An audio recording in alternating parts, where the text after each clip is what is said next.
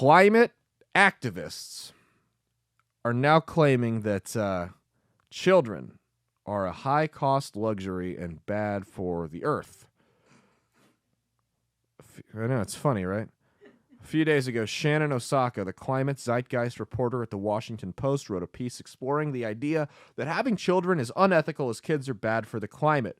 She doesn't mean that kids are loud or messy, in which case I would have agreed with her, as they're bad for the environment. This is the news. This is not my hacky joke. This is Fox News. But they did do too much breathing, but that they do too much breathing and living, using up resources and causing climate destruction for those of us lucky to have been born. Well, okay. The same person will probably defend Lizzo, right? The rights of Lizzo and other fat activists, that they're healthy and beautiful at any size. Let me ask you a question. Who do you think uses up more resources? A 6-year-old or Lizzo? I bet Lizzo uses up more resources in a day than that kid uses up in a month. But you'll defend her right to be healthy at any size. Osaka quotes Travis Reeder, a bioethicist at Johns Hopkins University, who wrote his own 2017 piece about how environmentally responsible it is to have children. Writer, whatever, wrote, having a child imposes high emissions on the world while the parents get the benefit. So with any high-cost luxury, we should limit our indulgence. Ryder, of course, has a child. How do you think that kid's going to grow up? I hope that kid... Wait, was he referring to people's children as an indulgence? Yes, as an indulgence. It's a luxury item, right? It's an indulgence like having a piece of cheesecake after your meal. Now, these people are mostly pedophiles, so they probably see your kids as that. But nevertheless, Travis Ryder, we should find... I'm sure he's probably got a young kid, right? So I'm gonna set a reminder in 10 years on my calendar, if we haven't died of nuclear war, to send that paper to his kid on Facebook. I'm going to wait for his kid to get old enough to have a Facebook, send him a message, and be like, hey, man, you should probably know what your dad thinks of you.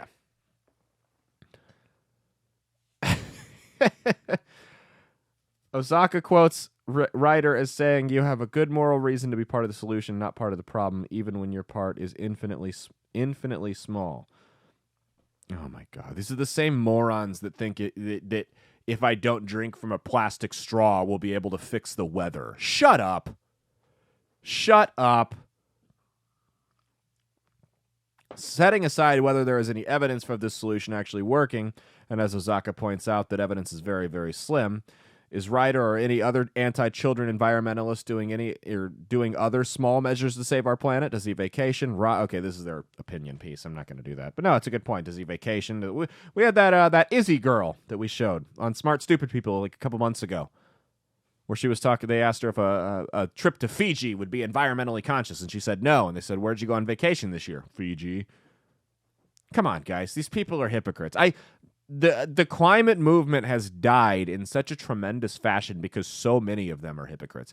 Al Gore, Leonardo DiCaprio, the people that shill for this crap, they have a bigger carbon footprint in a day than I will in my entire life. And people are finally like, oh, that guy's a liar. Oh, they told us that we had till like 2005 before the ice caps melted and drowned us all. Here we are in 2022. They're saying, well, we only got till 2030. We miscalculated by 25 years. Shut up. Barack Obama talking about how the sea levels are going to rise and wipe us all out, yet he buys oceanfront property. Obama's not a dumb guy. Why would he buy property that was going to get wiped out in 5 years? Come on.